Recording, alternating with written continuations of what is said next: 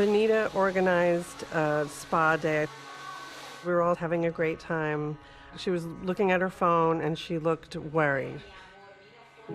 I see this email and it's from a colleague and it says, "We need to talk."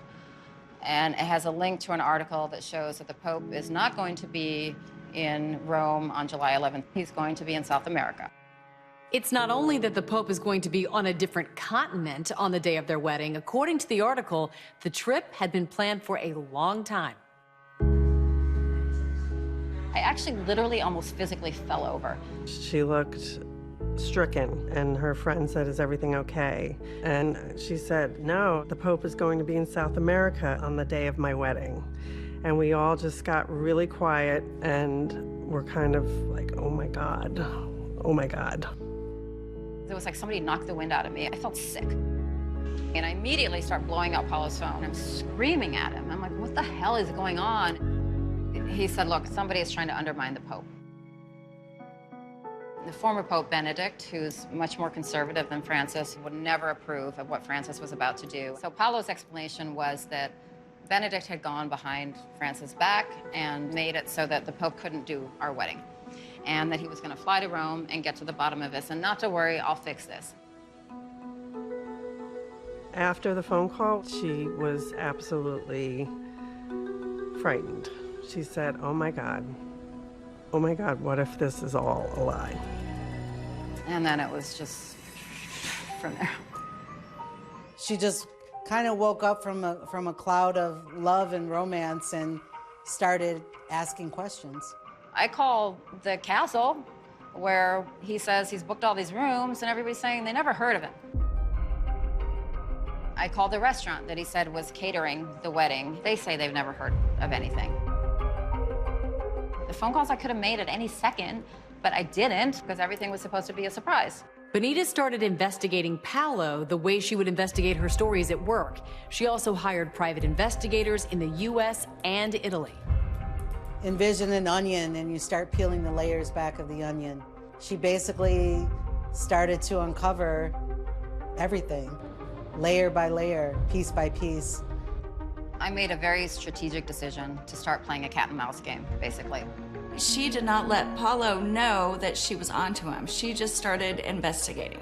I wanted to get all the information that I could get before I really confronted him, because clearly he's not going to tell me the truth, you know. So then he proceeds to tell me that they're going to bring the Pope back. The wedding's still on. Okay. At the same time, things are heating up with the scientific allegations. The Karolinska Institute was deep into a formal investigation into those claims coming from colleagues that Paolo had fabricated parts of his medical research. I basically said, we can't get married right now anyway. You're way too stressed. I think the best thing we do is postpone the wedding. I'll send out a note canceling it. 300 people already bought plane tickets, and you have to somehow let them know. So she somehow created an email. I think the title said a sad note. It was so hard to know what to say. I mean, what do you say? Everybody was so excited. I was blowing up everybody's dream, not just my dream. Dear family and friends, it is with an extraordinarily heavy heart that I write to inform you that due to unforeseen and unfortunate personal circumstances, we have to cancel our July 11th wedding in Italy. We greatly respect the lengths and expense you've undertaken in order to make plans to celebrate with us this summer, and we are deeply sorry for the great inconvenience this causes. We respectfully ask for some privacy to figure out our next steps. I was saying, what? My jaw could have been on the ground. It would have been on the ground. Oh my God. It was so much because the staff had to put so much work into this. How do I tell the workroom after we sat there and pinned every ruffle through? We went through every lace placement. We went through all this stuff for Benita, who deserved all that beautiful work. And for that day, for them, my feelings were just crushed. Also devastating for Matthew was the realization that he wasn't going to be getting communion from the Pope. Paolo told my ex-partner and myself that the Pope was going to grant us communion to a same-sex couple that had been married, and that's never been anything that's been done before. It would have been super special. It would have been probably earth-changing and life-changing for many people.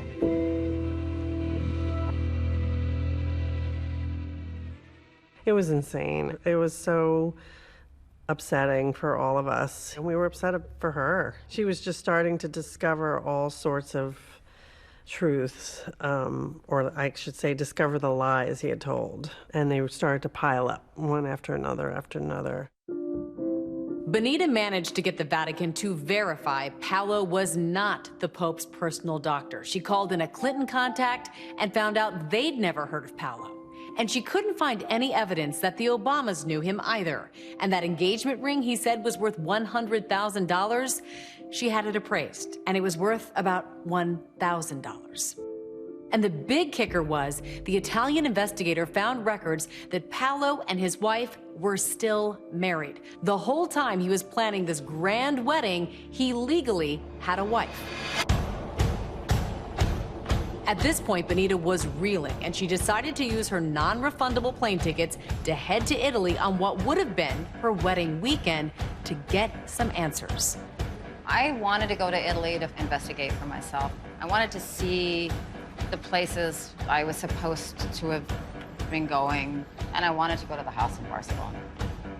I knew there was something hidden in that house in Barcelona. I didn't know what it was, but I knew there was a damn good reason he had never let me go to that house. And I thought the only way I'm gonna find out what it is to go there and for him to not know that I'm going there.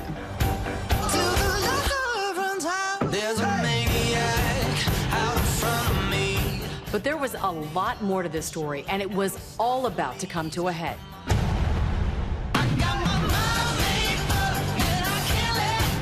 Every stone we turned over, we found a new lie. If we don't do anything, a lot of people will die.